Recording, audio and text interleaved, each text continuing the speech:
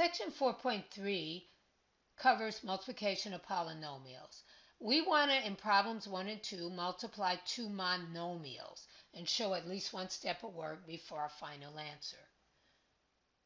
In this type of product, I want to, so notice each polynomial that has only one term. So first I multiply the coefficients 4 and 3. Then I can rearrange the factors to multiply x squared times x and then y. So 4 times 3 is 12. X squared times x1 using the product rule of exponents is x to the 2 plus 1. That gets multiplied times y. My final answer is 12x cubed y. Negative 5 in problem 2 gets multiplied by negative 7. I'm going to rearrange factors. So x cubed times x squared, y to the 4th times y to the 5th, times z cubed times z squared gives me negative 35, x to the 3 plus 2, y to the 4 plus 5 using the product rule of exponents, times z to the 3 plus 2, which is negative 35, x to the 5th, y to the 9th, z to the 5th. I want to multiply the problem 3 showing at least two steps of work before my final answer.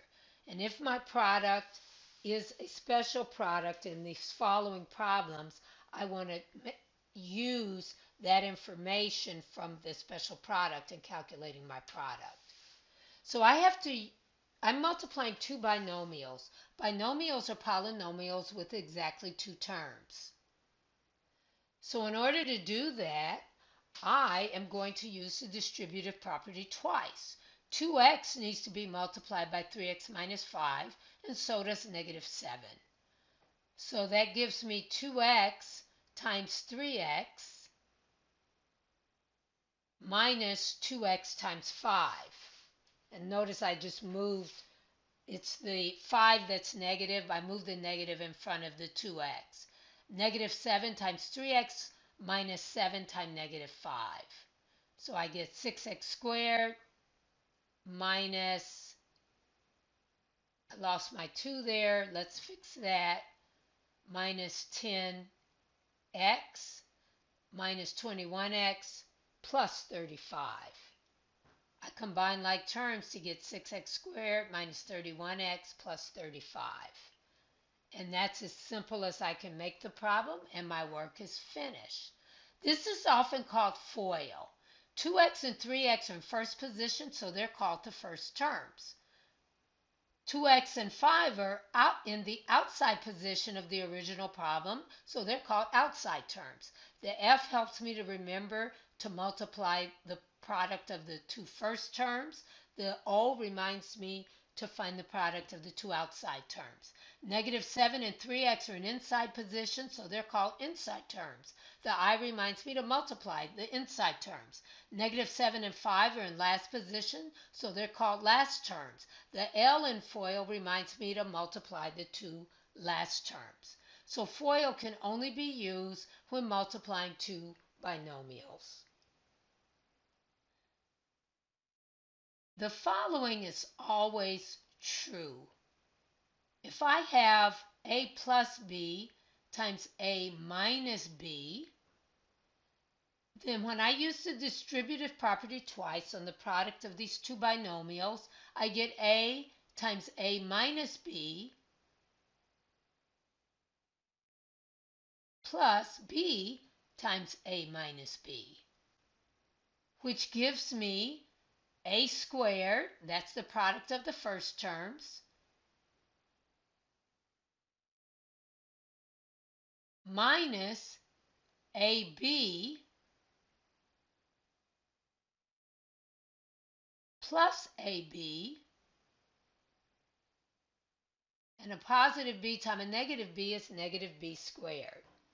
And notice that negative ab and positive ab are opposites and add to give 0.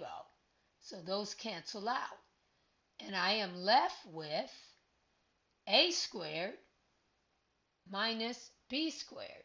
And this will always be true whenever I multiply a plus b times a minus b, or if I multiply a minus b times a plus b. So I'm going to use this result to work problems 4 and 5. I'm going to go straight to my result, which is I have an a plus b times an a minus b. So that's going to result in a squared minus b squared, where a is 3x and b is 9y.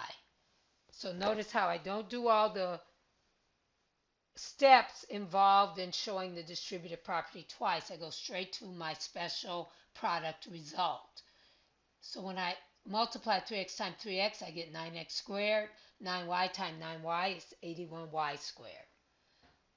So I can also use this when I have an a minus b times an a plus b, because I can multiply in any order and the result is unchanged. So my a is 2x cubed, my y is 5y squared. When I square 2x cubed, I get 4x to the 6. When I square 5y squared, I get 25y to the 4th. Y squared times y squared is y to the 4th. And that's my final answer on that one. Now the following is always true. A minus b times a minus b is the same as the square of a minus b. If I write that in exponential form. So when I use the distributive property twice, I get a times a minus b times a minus b. So product of first terms is a squared. Outside terms product is minus ab. Inside terms product is minus ab. And last time last is plus b squared. Since a negative b times a negative b is positive b squared. So I wind up with a squared minus 2ab plus b squared. And this is always going to be the result when a minus b is multiplied by a minus b, or when I have a binomial difference squared. So let's use this result to simplify problem 6.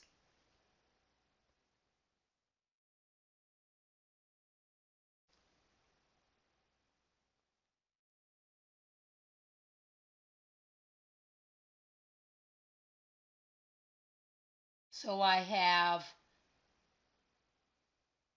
a square of a minus b.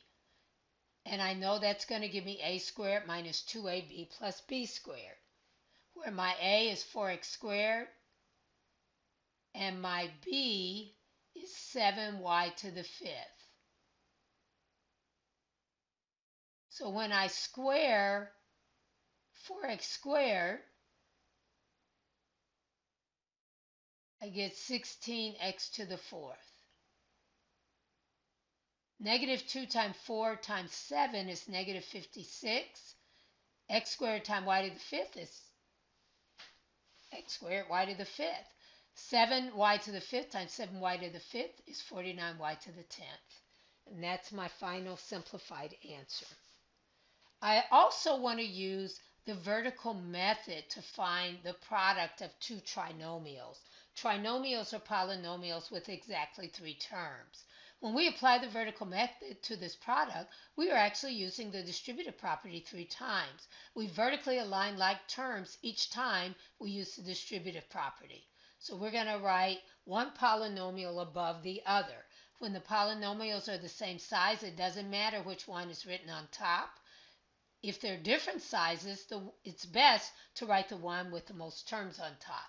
So first we're going to multiply 6 times each term of 2x squared minus 3x minus 4. And when we do that,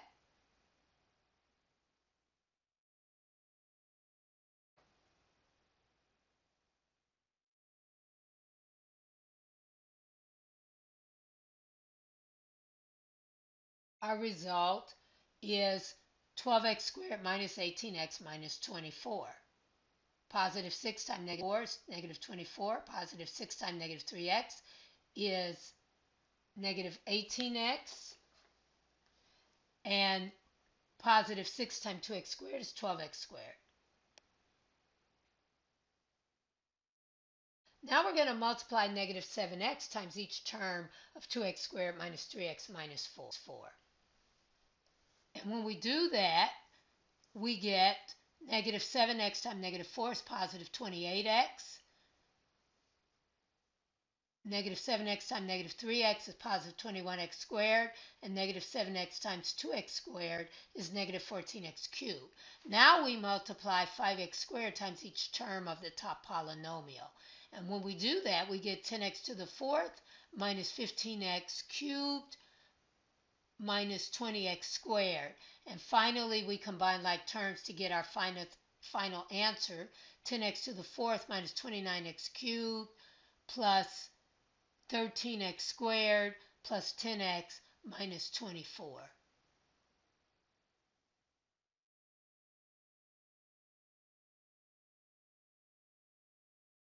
This method is helpful because it allows me to vertically align like terms, making it easier and quicker for me to combine like terms.